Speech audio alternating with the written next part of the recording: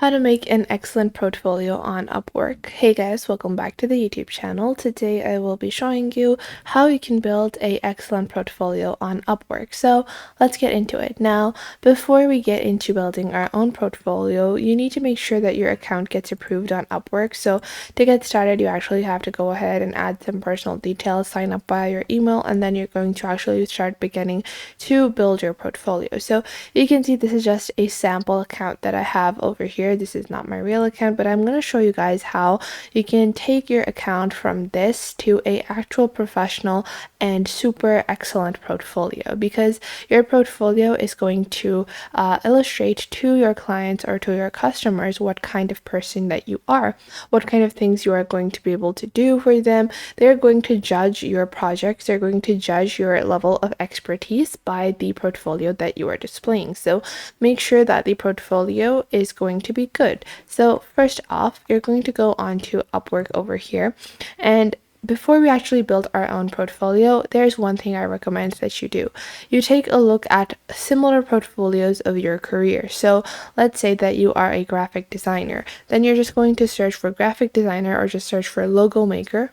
And then what you're going to do is search for freelancers or agencies. So you're just going to click on find talent, and you can see these are multiple different people over here. Just scroll down, don't look at the top search results, because when you look at the top search results, these are going to be super experienced people. You cannot match their level of expertise. So over here you have something along the lines of this graphic designer over here. So you're going to open up his profile, and you're going to open his profile in a new window. And now you can see over here, you have their profile. Now, what you're going to do is this is actually going to help you in getting your own profile set up. And this allows you to make sure that your profile is super good and it is filled out to the max. So you can take a look at the employment history, the illustrators, the tags that you're supposed to add, the skills that you're supposed to add, the things that they have added in their portfolio, and how you should structure your portfolio as well.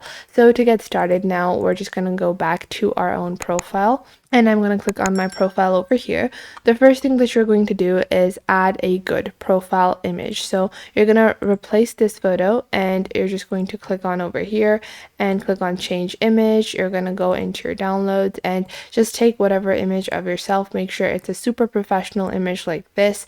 You need to make sure that your face is visible and clear, and it shouldn't be, like a selfie. Make sure it's not a selfie. Make sure it's not like a passport photo, just a very nice and neat looking photo.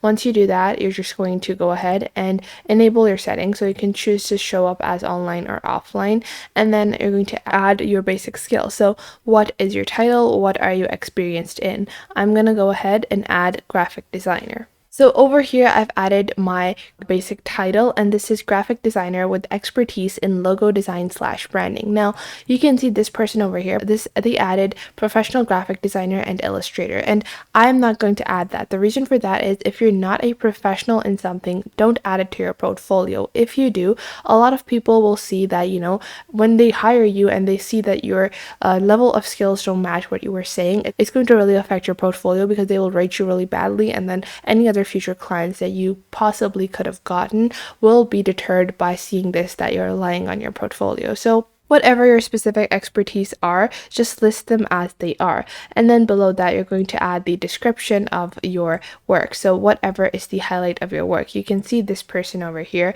just like that. They've added their experience, and you can add a simple, you don't need to be super into it. You don't need to list everything you've done or everything ever. You just have to list some basic accomplishments or project highlights that you have. So what you're going to do is you can start off by saying, hey. So you can see over here in the description or overview of your skills, you're going to make sure you have a few introductory lines of what you have previously been doing, how much experience do you have, and if you have any important experience, such as a specific large company or anything that whatever has been your large project or company or job, you can add that experience over here as well. And then below that, you can add some more details about your work. I'm just going to skip that. And then you're going to add any of your specialities. So anything that you are very specific about that you do very well, then you can add those specialities, and then you're just going to click on save over here. And then you have work history that is going to automatically be listed. Now, on the left over here, you can also add video introductions. So I wouldn't say it's necessary. I don't even think it really makes that big of a difference, but if you want to, you can. And you have hours per week. So you can add them as needed, open to offers, or more than 30 hours per week, or you can add none. And you can add however you want to be ready for work. I'm just going to add more than 30 hours per week, and then you're going to add your native language or whether or not you are bilingual, and then any of your military, any of your verification. So your education, you can click on education over here, enter your university and other details as well. Now below that, you're going to have your portfolio. Now this is very essential. Now you can see I have a detailed video on how to set up your portfolio or project on Upwork. Make sure to check that out, and I will just be giving you a overview of the project catalog or portfolio. Now other than that, you're going to go into your skills section, which is very essential, and what you're going to do is you're going to add relevant skills that fit your skill set. So we're going to go ahead and search for graphics. So it has 3D graphics framework, then you can add logo design. So over here, you can add a maximum of 15 skills, and I recommend adding somewhere between 10 to 13 skills on the skill set section of Upwork. Make sure that they are all applicable to you, that they are all relevant, and make sure that it's none of them should be, out of the box and not actually relevant. Make sure they're all relevant.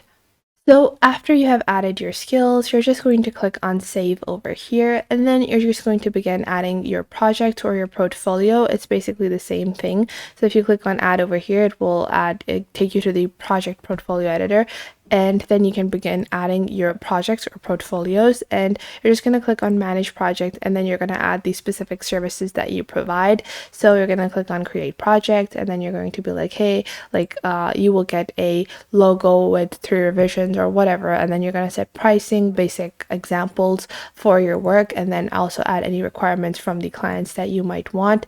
And after that, once you have done that, you're just going to click on see public view and see what your portfolio looks like from the public's perspective, and then you can add more details as you go. And the more work you do on Upwork, the more expansive your portfolio will become, and it will show all of the work that you have done. So that was it for today. I hope you guys found this video helpful. Make sure to like this video and subscribe to the YouTube channel, and comment down below the best tips and tricks that I have taught you within this video, and make sure to also share this video with your friends and family and to other creators as well, so you can help them out as well, and to anyone that might need to know this basic detailed platform and how you navigate through these different social websites. So I hope this was helpful enough for you, and make sure that you do leave a comment down below if I missed out on anything and if there is anything you would like to add, and I will catch you guys in the next video.